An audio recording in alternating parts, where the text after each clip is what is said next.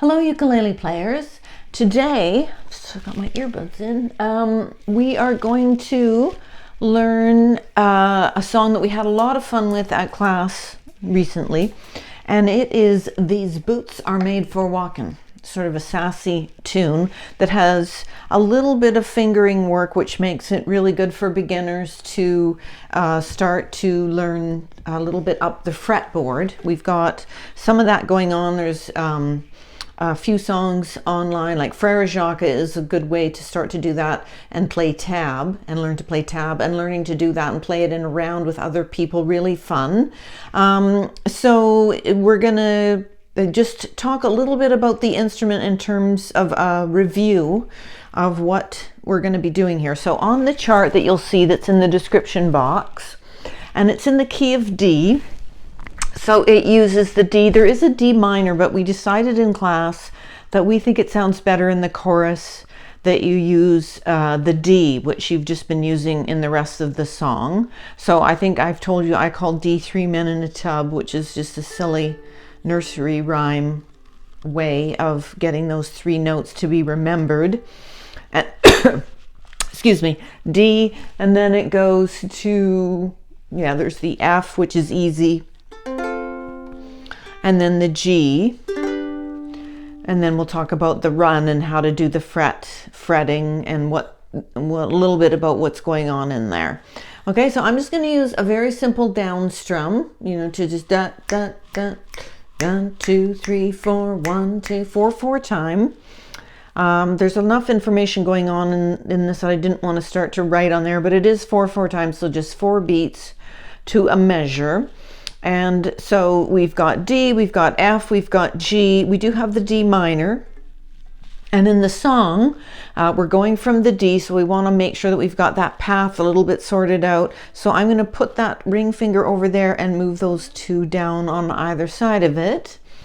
And then when you go from the D or the G, you go back up. So I'm going to take that one up very deliberately and walk those up, and then again down and then back, and then it goes to the F. So then that would be from the D to the F, you're just moving your hand a little bit. And the idea, as you get more and more, if you started the lessons from the beginning, there's quite a few videos on there now in the beginner section. So you want to be consciously aware for effective practice, so that you build your abilities, is to move your fingers deliberately as you go between the chords, slow, and then you can just go, okay, I don't want to worry about that, and just do it however you like. But just try and spend some part of your practice time that you've assigned for practicing to do those very deliberate chord movements, so that the fingers that don't usually do much in everyday life start to really do things more, and then they'll become more functional. So I am in tune, or at least I was. Hopefully I'm still.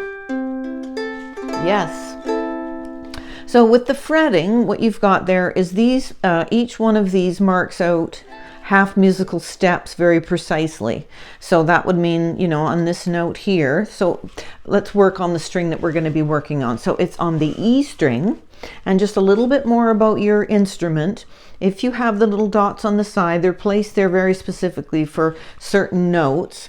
But if we go to the E string and we know where that is, that one, the second one from the bottom, remember they're numbered from the bottom in terms of numbering, and there's the E. And you're going to go up, and you can see that usually on the side there's the 10th fret will be marked. And then interestingly, just as an aside, is that the 12th fret, which has 2 dots, tells you where the octave of that string is. So you've shortened it so much up to the 12th, right? Because there's 12 half steps in an octave. It's called octave because the whole steps are usually counted based on a scale, but it would be in total, there would be between E and another E, or any different, D and D would be 12 half steps. So you've got the 12 half steps up to there. If you fret it and then let it go and then fret it, there's the octave. The string is very short now. That's the sound that you're making, is just that length of string. Remembering that that's what you're doing. I know that you're probably busily trying to just press down in the right spot, but you are shortening the strings by precise amounts depending on where you are pressing them. Okay, so we're going to go up to the 10th fret, and you can use any finger, and it's just 2 plucks. So I've got my hand down here for support, and I'm just going to do that with my thumb. So da, da, slide it down 1 to the 9. Then it goes down 8. And I'm just using the same finger. You can change fingers, but as you're just learning. Now we're at 5, 4, 3, and then you don't do 1, you jump to, or you don't do 2, sorry, you do 1. And then they want you to immediately get into the D chord. So I'm going to be putting those on and then scooching that up. So let's take that again. So we're up here at the 10.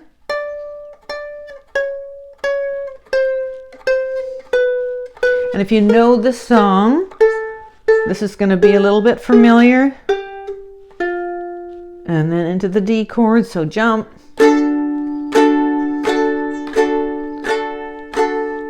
Okay, so let's warm up our voice and make sure that we're positioned right. We've checked in, nice and relaxed, deep breath in. Let's do our open C. We're out in the open sea, sailing along with our ukuleles. La.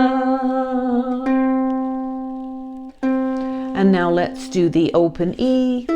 La, listening for a moment first, then back to C. La, la, la, la. And then the G. La. So let's do the E, just so that we get into the song. La. And let's fret it. Oh, sorry, I was at the 12, the 10. So just based on what we know a little bit, you probably aren't going to know this, but that is a D note. And that makes sense because we're in the key of D. So, and it's because it's 2 frets below this octave, of course it makes sense, D. And if we're going to go up, that would be D sharp or E flat. And then E is the octave, right? So there's a little bit of info about that. So here we go. 1, 2, ready, go. Slide. Now we're at the 5, 4, jump right in. La, la, la, la. You keep saying you've got something for me. 3, 4, 1, 2, 3. Something you call love, but confess to thinking about the G now. You've been messing where you shouldn't been a messin'. 3, 4, 1, 2. Now someone else is getting all your best. 1, 2, 3. Boots are made. Well, let's do the D minor and see what you think. Okay, it's okay. That's just what they'll add the 1 finger do. One of these days, these boots are gonna. Yeah, they do the arrow down. Walk all over. Then you're thinking about the 10, right? And you're back up to that.